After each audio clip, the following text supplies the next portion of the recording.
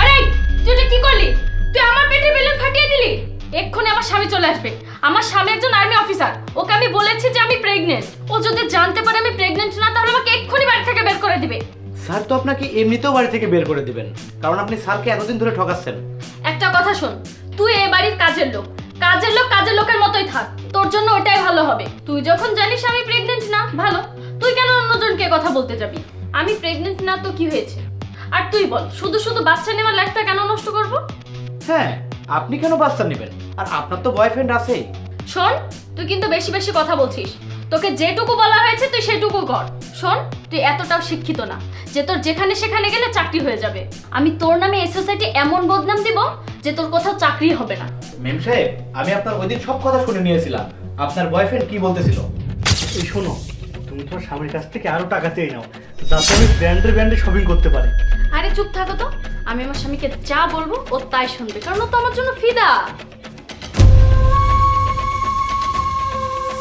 আপনার কি একটুও লজ্জা করে না নিজের স্বামীর এত পরিশ্রমের টাকা একটা বেগানা পুরুষের উপর উড়াতে? আচ্ছা, তোকে আমি এত কথার সাফাই দেবো কেন বলতো? হ্যাঁ, আমি প্রেগনেন্ট না। আর আমি প্রেগনেন্ট হলে তো আমার বয়ফ্রেন্ড আমাকে অ্যাকসেপ্ট করবে না। শোন, আমি শুধুমাত্র আমার বয়ফ্রেন্ডকে আমার মন থেকে ভালোবাসি। আর তোর স্যার আর্মি অফিসার, আমি তোকে বিয়ে করতে চাইনি। আমার ফ্যামিলি থেকে জোর করে আমাকে বিয়ে দিয়েছে।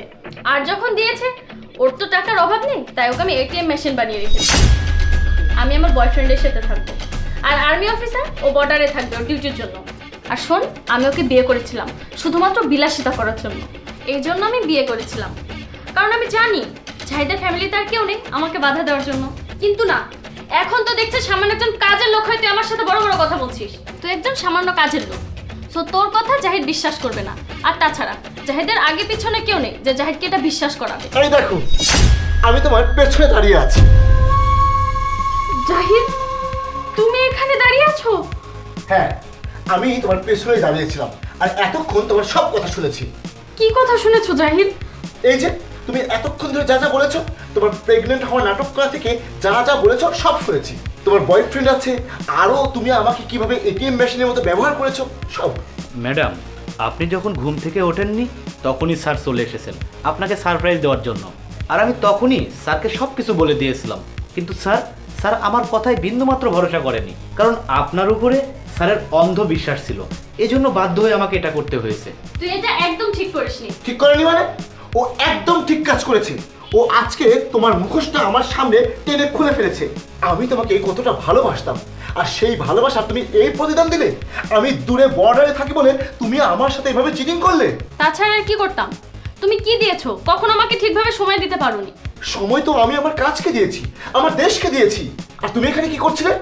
আমার টাকায় বিলাসিতা করছিলে, তাও আবার তোমার বয়ফ্রেন্ডকে নিয়ে। হ্যাঁ, আমার বয়ফ্রেন্ড আছে তো কি হয়েছে? যারা বউকে সময় দিতে পারে না তাদের বউ তো বাইরে যে বয়ফ্রেন্ড বানাবে, এটাই তো স্বাভাবিক।